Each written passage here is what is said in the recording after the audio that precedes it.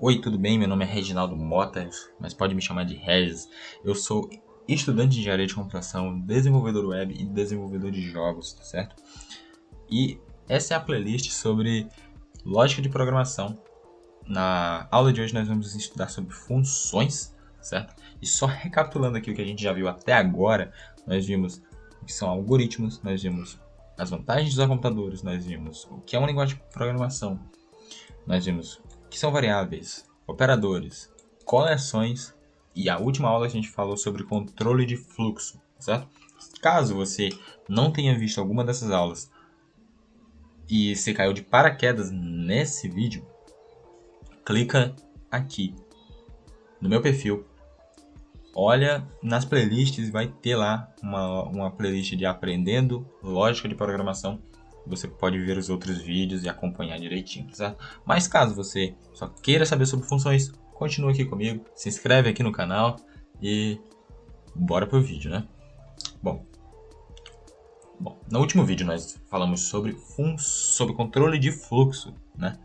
E controle de fluxo, ele está relacionado ali com a execução das instruções, né? A ordem de execução das instruções. Nós vamos modificar, nós vamos repetir, nós vamos bloquear certas execuções, né? A depender de condições específicas, né?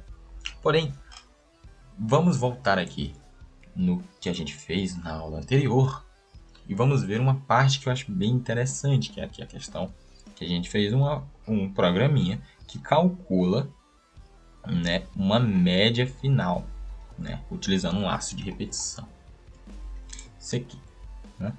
Perceba que nós temos essas notas aqui, né, e elas são as notas de um estudante. Né? Vou botar aqui especificamente aqui no de funções já, para a gente brincar com isso.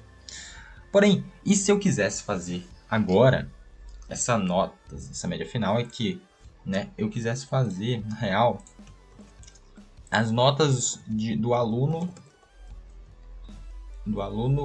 A, né? Então essa seria a média final do aluno A, né?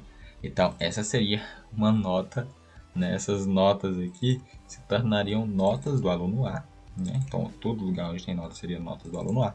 Média final seriam as média final do aluno A, né? Funcionaria da mesma forma, bonitinho, né? E aí eu tenho outro aluno, o aluno B, e aí eu quero fazer a mesma coisa, vou ter que copiar o código, colocar aqui, dizer que na real aqui a gente não está mais tratando do aluno A, a gente está tratando do aluno B, são notas diferentes, tá certo? Notas diferentes, e aqui é o aluno B, não é o aluno A mais, é o aluno B. Então, todo lugar onde tem notas do aluno A, média final do aluno A, a gente teria que colocar média final do aluno B. E aí a gente conseguiria imprimir. Mas, nossa, será que toda vez que eu quiser fazer para um aluno diferente, eu vou ter que fazer isso? Vou ter que copiar o mesmo código? Acho que isso não faz muito sentido, né? Lembra qual era uma das vantagens de utilizar computadores? A gente automatizar processos e reutilizar informações, né? Então, essa lógica aqui, ela é uma lógica igual. A única coisa que mudou foi somente... Na verdade, o que mudou foi só o nome da variável, porque a gente estava armazenando valores diferentes, só isso. Então, a entrada foi o que mudou, né? Foi só isso que mudou. Inclusive, nós conseguiríamos fazer o código funcionar sem modificar o nome da variável para aluno B.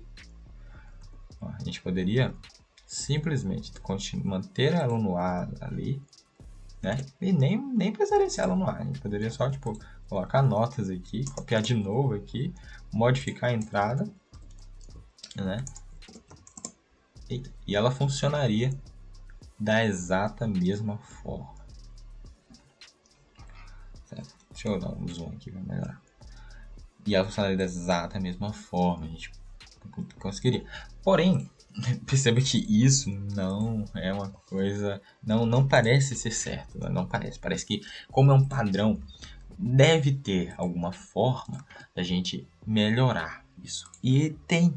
Quando eu tenho um padrão de código que tem entradas que podem mudar e eu quero que aqueles cálculos, aquela lógica seja repetida várias e várias e várias vezes, e eu não preciso reescrever a lógica várias, várias e várias vezes. Eu posso simplesmente criar uma função. E aí onde entra o termo de função.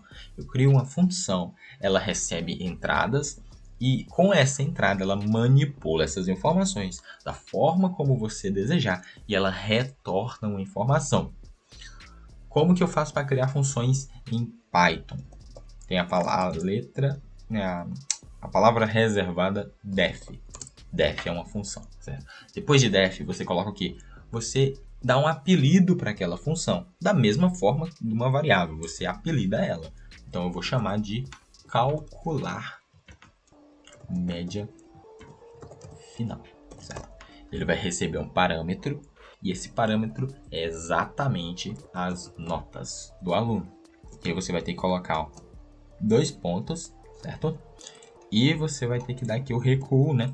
Eu esqueci de dizer isso anteriormente, mas em Python é o recuo que mostra o que está dentro ou não de um bloco de código, certo? Então, aqui, ó, tá vendo que está recuado? Eles estão recuados exatamente a mesma coisa. Então, tudo isso aqui está dentro de def. Tá vendo que esse aqui está recuado um pouquinho? Então, tudo isso aqui está dentro do for, certo? Que, por sua vez, está dentro do def. Então, é isso. E isso aqui já é o suficiente. Agora só falta a gente retornar a nossa informação, né? Ó, return média final. E pronto. Desenvolvemos a nossa primeira função. Função que calcula a média final a partir das notas da pessoa. E vai funcionar. Se eu quiser aqui, ó, print calcular média final, passando o notas, ele imprimiu as notas. E isso é muito útil porque caso, por exemplo, vamos ver que eu tenho aqui, ó, notas dos alunos, né? As notas dos alunos. Aqui eu não vou ter mais uma lista. Imagina que eu tenho uma matriz, né? Uma lista de listas. Né? Então, ó, se eu tenho aqui, ó, vários alunos, né? Cada um com as suas notas específicas, diferentes. 10.2 é covardia, né? 5.3, 1.7, 1.3,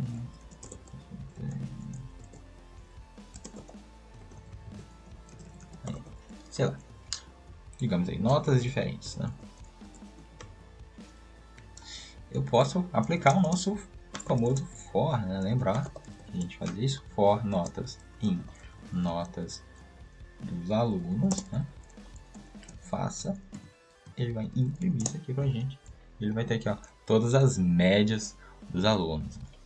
Lembra lá, quando a gente pega notas e passa uma lista, como é uma lista de listas, cada um desses aqui vai ser o valor de uma das listas, né? Então, esse notas é essa lista aqui. Aí, na primeira iteração, na segunda iteração seria essa, na terceira seria essa, e assim por diante, tá certo? E aí ele vai passar esses valores de nota e vai ser impresso. Isso é uma função, funciona perfeitamente. E perceba que ficou muito enxuto o código. Na outra forma, a gente teria que copiar todas essas linhas de código várias vezes. Para cada entrada dessa, nós teríamos esse tanto de linhas de código aqui sendo multiplicado, né? Então o código ele ficaria gigantesco e fazendo a mesma coisa sempre. Então não precisa. Se há um padrão, você pode simplificar isso utilizando funções, utilizando laços de repetição, utilizando controle de fluxo. Controle de fluxo serve para isso. Mas não é só isso que temos sobre funções, tá certo? Essa mesma função ela pode ter outra forma, né? Digamos que eu queira, né, agora eu queria calcular a média final, só que com pesos. Digamos que eu tenho pesos aqui, né? E aí eu vou receber 2 arrays, esses arrays têm tamanhos iguais, certo? E aí eu vou calcular a nota. Então vai ser aqui, ao invés de ser notas em nota, aqui nesse caso faz mais sentido a gente utilizar ó, o contador, né? Que ele vai começar em 0. Bom, nem precisa, né? Na verdade, for, né? Contador. Normalmente a gente usa muito a letra I, né? For I in range, a gente utiliza muito isso. Mas vou botar contador aqui para ser mais claro, né? Então, ele vai de 0 até o tamanho das notas, né? Então, ele vai 0, 1, 2, 3. A gente vai adicionar o valor de notas na posição do contador, né? Multiplicado pelos pesos na posição do contador. E aqui a média final. E outra coisa, eu vou precisar também aqui, eu vou precisar dividir pela soma dos pesos, tá certo? Tem uma função específica do Python que é o sum. Então a gente pode botar sum pesos, certo?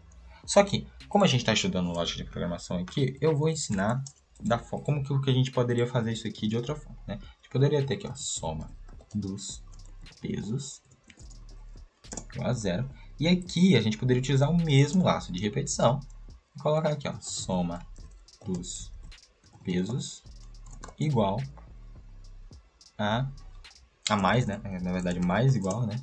Atribuição aí ao valor de pesos, né? Peso do contador. E aqui a gente dividiria não pelos pesos, né? Pela soma dos pesos. E agora a gente já tem uma função, ó, que tem 2 parâmetros, né? 2 parâmetros, tá vendo? Não precisa ser só um, pode ser 2. E que agora a gente pode retornar, né, valores de notas com pesos. Então, imagina que aqui a gente tem aqui, ó, notas do aluno. Vai ser isso aqui. E digamos que os pesos, né, precisam ser do mesmo tamanho, né, então não vai funcionar.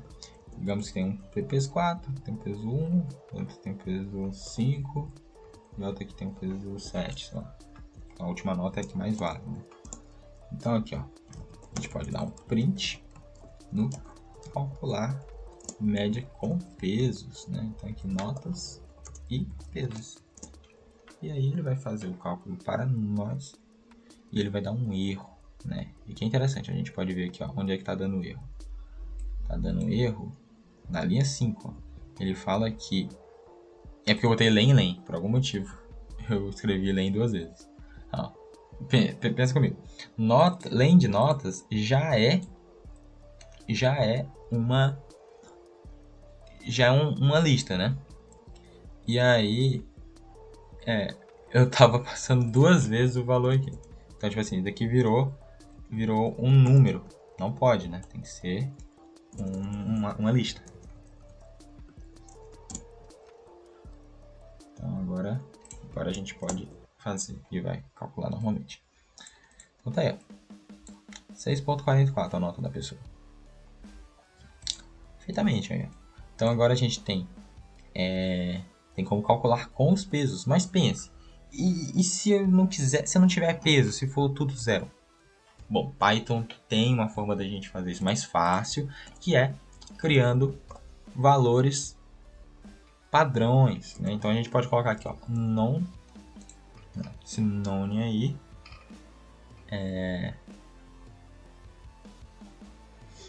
none, que ele basicamente bom, a gente pode botar um none que é um valor vazio, certo? A gente pode falar assim: se pesos, faça isso.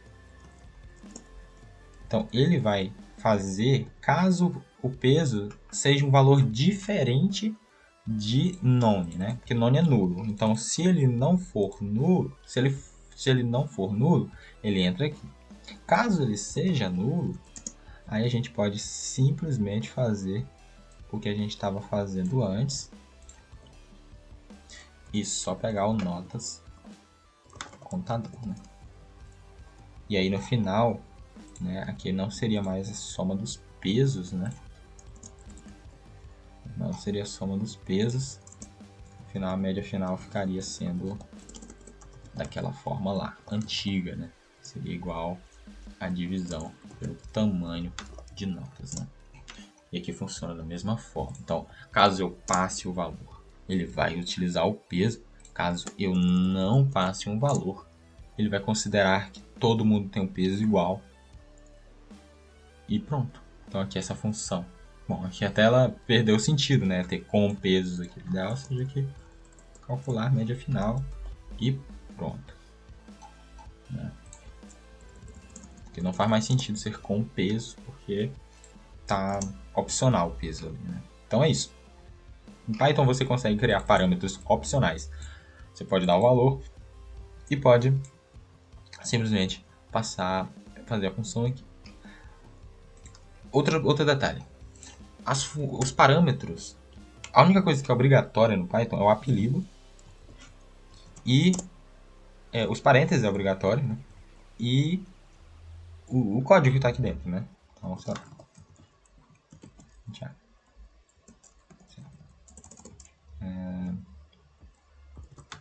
Meu print, sei lá. Meu print. Print.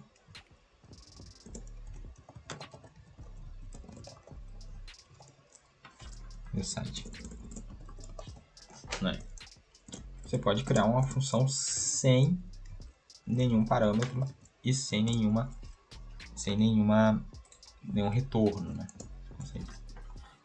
E ele só imprime, né? Aqui, nesse caso. Isso é útil? Bom, talvez, né? Talvez você precise de alguma coisa assim que manipula alguma informação, não sei. Mas a questão é, você pode ou não passar parâmetros aqui, tá certo? Você pode ou não passar parâmetros aqui.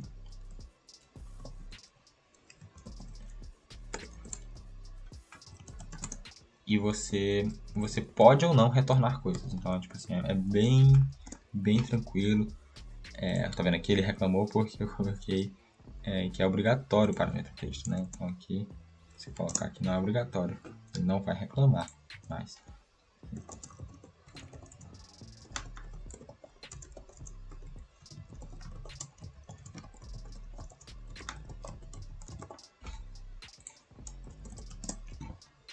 Aí. Então, a função é isso, basicamente. Isso. A importância da função é essa. Você consegue simplificar muito e reutilizar muito o seu código. Que nem a gente fez aqui, né? A gente diz que essas linhas de código foram suficientes para que você consiga calcular a nota de vários alunos. E para calcular a nota de um novo aluno, bastaria aumentar aqui o novo input e pronto. Pronto. Não precisaria fazer mais nada. Por isso que funções são muito importantes. E elas diminuem muito a quantidade de código e melhoram a legibilidade de um código de uma forma gigantesca. Tá certo? Então, isso foram funções. Próximo vídeo, nós vamos falar sobre classes, tá certo? E aqui tem eu fiz o texto, né? Então, tipo, você pode vir aqui na descrição, vai ter o link, clica lá e pode ler esse texto aqui você mesmo, tá certo? Vai estar todo explicadinho aqui na descrição, tá certo? Também convido você aí a ver o meu perfil no Instagram, saber um pouquinho aqui sobre programação, você clicar e ver o meu site, conhecer um pouco mais sobre mim, clicar aqui no final também tem como você jogar os meus joguinhos aqui. Recomendo muito o Dead Ball, certo? Os outros também podem jogar os outros, mas minha recomendação pessoal Dead Ball, o meu predileto. E bom, é isso. E te vejo no próximo vídeo. Vamos falar sobre classes. É nóis.